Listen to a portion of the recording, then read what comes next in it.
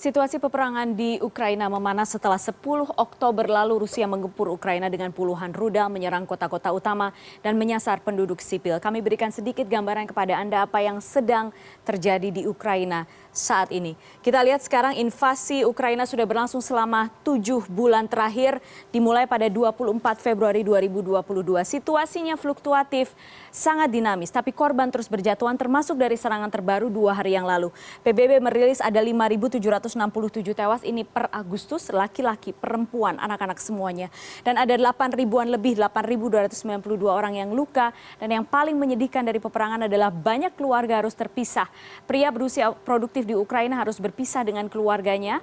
Dan kemudian ia harus dipersenjatai. Artinya ada jutaan warga Ukraina tercerai-berai.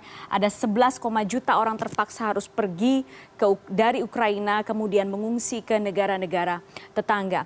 Dan sekali lagi peperangan masih fluktuatif tetapi sempat cukup kondusif selama 2 bulan terakhir. Dan ini merupakan beberapa peristiwa yang membuat situasi memanas sepekan terakhir. Pertama 30 September. Jadi 30 September ini digunakan Rusia untuk melakukan referendum di 4 kota yang berbatasan langsung di Rusia, yaitu Donetsk, Luhansk, Kherson, dan Zaporizhia. Dan dunia internasional memandang hal ini sebagai sesuatu yang tidak sah tentu saja dan pencaplokan wilayah terbesar yang pernah terjadi di dunia. Dan kemudian pada hari yang sama Ukraina kembali mendaftar ke NATO. Ini adalah upaya kedua Ukraina untuk bergabung ke NATO. Pada bulan Maret-April sebelumnya Ukraina sudah pernah mendaftar. Kali ini Ukraina meminta ada jalur khusus dipercepat, tetapi NATO tidak bisa memberikan jaminan itu dan meminta Ukraina untuk kembali menunggu dan meminta kebijakan dari puluhan negara yang bergabung di NATO. Yang berikutnya ada beberapa hal yang juga menjadi pemicu.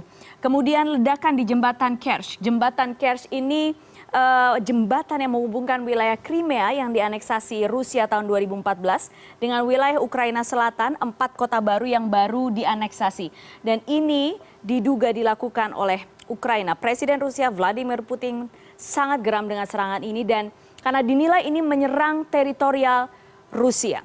Kita lihat kemudian 10 Oktober apa yang terjadi setelah serangan di jembatan Kerch.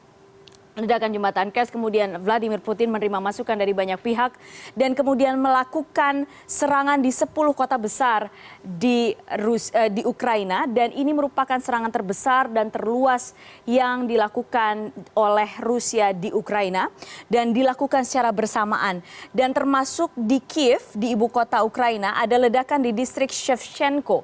Ini adalah area yang luas di pusat kota, ada kantor-kantor pemerintah yang kena, ada bangunan bersejarah yang juga kena rudal, kemudian ada gedung konsulat Jerman juga hancur dan total ada 75 rudal Rusia yang diluncurkan hanya dalam 1 hari ini saja.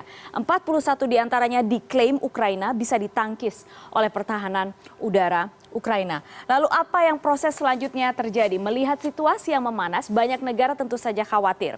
Karena apa? Karena Rusia, tadi Anda sudah melihat informasinya, Rusia memiliki persenjataan nuklir dengan hulu ledak paling banyak di dunia. Kita lihat sekarang ini adalah sekutu Rusia dan kemudian ini adalah sekutu Ukraina. Amerika Serikat bergabung di NATO di sini. Tapi kita lihat sekarang Rusia sejauh ini 2 sekutu Rusia, India dan Cina saat ini tengah membujuk Rusia untuk melakukan gencatan senjata.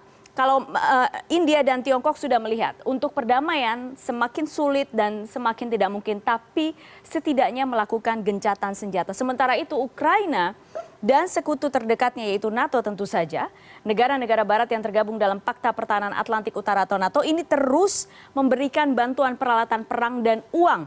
Amerika Serikat bahkan sudah menggelontorkan sekitar 12,7 miliar dolar.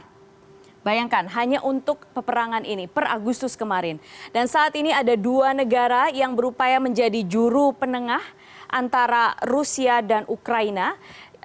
Tujuannya yaitu sama, minimal bisa gencatan senjata terlebih dulu. Karena untuk mengembalikan 2 negara ini kembali ke meja perundingan itu agak sulit.